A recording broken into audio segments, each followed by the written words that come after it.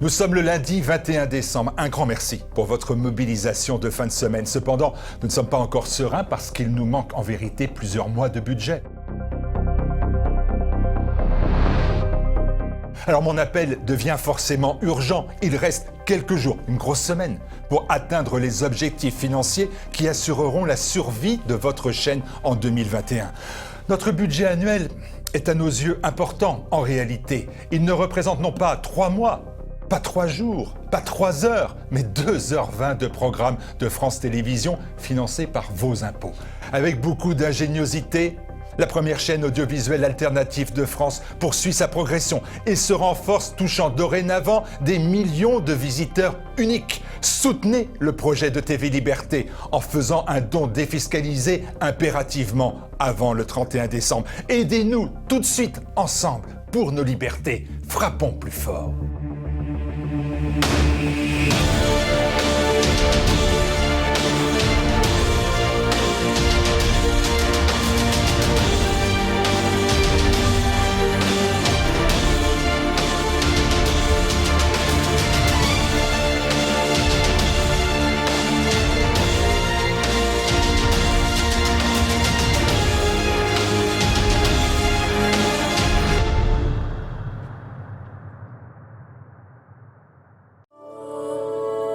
Terre de France, un parfum au service de notre pays.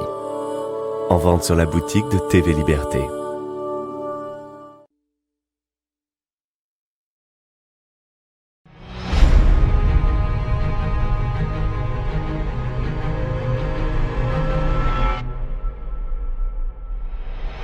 Véritable traumatisme dans l'histoire romaine, le sac de Rome en 390 avant Jésus-Christ intervient alors que la ville éternelle se croit toute puissante et invincible. Il s'agit du premier raid gaulois en Italie et celui-ci aboutit tout simplement au sac de la ville éternelle et à l'humiliation des Romains. C'est lors de l'énorme rançon réclamée par les Gaulois que leur chef Brennus jette son épée sur la balance en s'écriant « Vae victis !»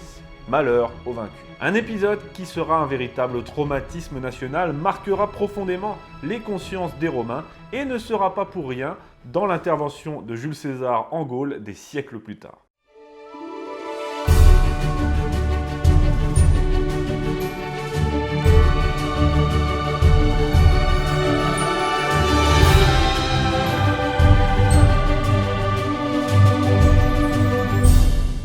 Avant de commencer, j'ai une annonce importante à vous faire. Mon cours en ligne, l'histoire de France racontée aux enfants, est enfin disponible. Bien sûr, il est ici question de transmission millénaire. Ma démarche est de pallier aux défauts et aux catastrophes causées actuellement par l'éducation nationale. Mon but est de faire aimer la France, sa grande et belle histoire, aux enfants. Celui-ci se compose de 20 chapitres richement illustrés avec, au sein de chaque chapitre, une vidéo de cours de 10 à 15 minutes en moyenne, des fiches PDF à télécharger et à imprimer, ainsi qu'un QCM numérique pour tester ses connaissances. Je le recommande à partir de 8 ou 10 ans, alors si vous avez des enfants, que vous souhaitez leur partager l'amour de la France, ou pour vous-même, d'ailleurs ça peut marcher aussi, c'est adapté, eh bien je vous invite à cliquer sur le lien présent en description de cette vidéo. Maintenant, passons à notre sujet, le sac de Rome par les Gaulois en 390 avant Jésus-Christ. Donc, c'est un épisode très ancien et donc l'histoire est souvent mélangée à la mythologie, au légendaire. On a très peu de sources, mais bon, on va faire avec ce qu'on a. Tout commence lorsque les Gaulois commencent à envahir le nord de l'Italie, parce qu'évidemment, c'est une terre riche et fertile. Alors, Rome peut considérer ça comme un casus belli, sauf que à ce moment-là, elle n'est pas plus légitime à intervenir dans cette région. L'Italie du Nord ne lui appartient pas plus qu'aux Gaulois. À ce moment-là, ces terres sont occupées par les Étrusques qui se retrouvent rapidement bousculés par les Sénones, la tribu gauloise dirigée par Brennus. Et là, c'est la terreur qui s'installe. Les Gaulois font peur, terrifient les Romains qui jusqu'alors s'étaient très peu intéressés à la Gaule, considérée comme un territoire pauvre, et ils portaient plutôt leur pillage vers la Sicile ou la Grèce, parce que les Romains pillaient aussi, c'est ça que je voulais dire. Jules César qualifie plus tard bien sûr les Romains de petits et bruns. Et là, tout à coup, en face, on voit débouler quoi? Des grosses masses hyper énervées, avec des armes efficaces, des longs cheveux et des yeux bleus. Autant vous dire que ça leur fait un petit choc, quoi. D'autant que, je suis désolé, et malgré tout le respect que j'ai pour Rome, On le rappelle jamais assez, mais les Romains sont quand même en claquette, quoi. Il faut le rappeler, ça. Ce qui est sûr, c'est qu'ils ne sont pas encore l'Empire romain tel qu'on le connaîtra bien plus tard. Rome n'est alors qu'une cité latine parmi d'autres, mais néanmoins, à ce moment-là, elle est au sommet de sa puissance. Par rapport à l'époque, elle est riche, prospère et commence à s'étendre dans la région. Lorsque les Étrusques les appellent à l'aide, les Romains y voient une opportunité et entrent en négociation avec les Gaulois, mais on raconte que le comportement particulièrement déloyal des ambassadeurs romains va pousser les Gaulois à s'énerver. Rome rompt brutalement les négociations, les Gaulois demandent réparation, mais le Sénat romain méprise totalement ces demandes. Alors, les troupes de Brennus s'avancent vers la capitale romaine. C'est là que se déroule une première bataille, la bataille de l'Alia, nom de la rivière près de laquelle elle a lieu, où les Romains prennent une dérouillée monumentale. Ils sont en infériorité numérique, déjà, on dit 15 000 contre 30 000, mais là encore, on n'en sait rien.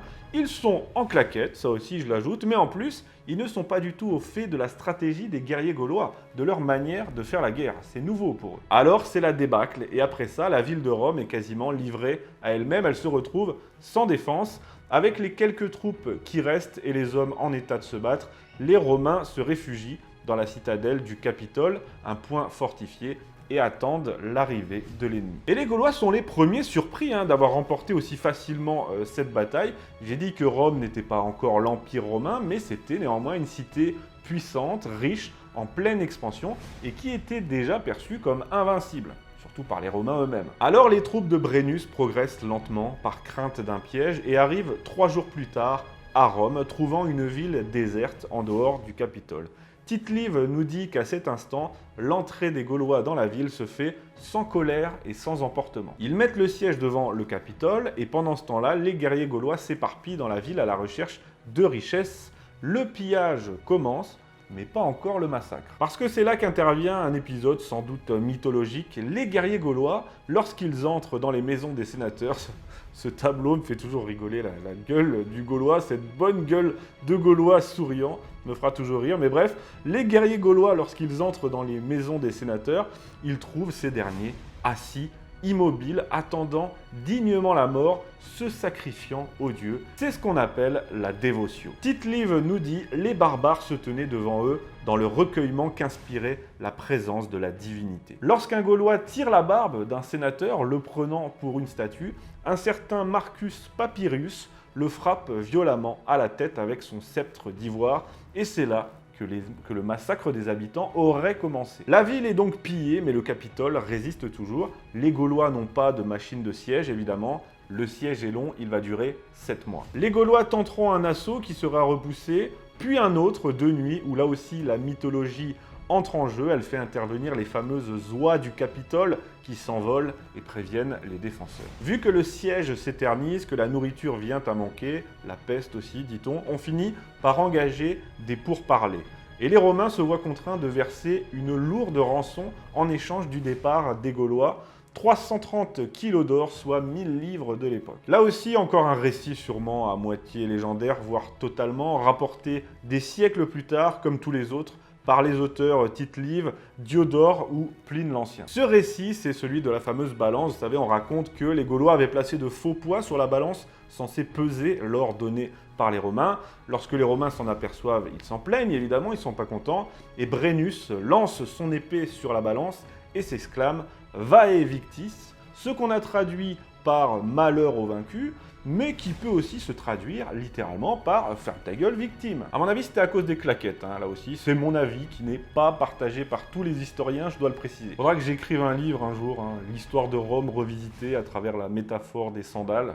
Ça devrait marcher. Je rigole, Rome c'est totalement épique et il n'y a rien à dire là-dessus. Après cela, après l'épisode de la balance, plusieurs sources interviennent. Certaines nous disent que les femmes de Rome ont donné leurs bijoux pour apporter du poids, pour compléter la rançon. D'autres que les hostilités ont repris suite à cela et que les Gaulois ont dû partir. Bref, encore une fois, c'est extrêmement flou. Toute cette histoire est floue, à demi mythologique, à demi légendaire, certes, mais elle reste d'une importance capitale dans l'histoire de Rome. Car que les détails soient vrais ou non, ce sac de Rome par les Gaulois a bien eu lieu à cette époque et il a été un véritable traumatisme national pour les Romains. Leur ville sacrée, considérée comme imprenable et invincible, a été pillée, saccagée et humilié. Je vous l'ai dit, les auteurs romains et même grecs en parlent encore près de 400 ans plus tard, c'est pour dire à quel point ce sac a marqué profondément leur conscience collective. Sur le moment, le sac mettra un terme à l'expansion de Rome dans la région, un terme ponctuel puisque Rome mettra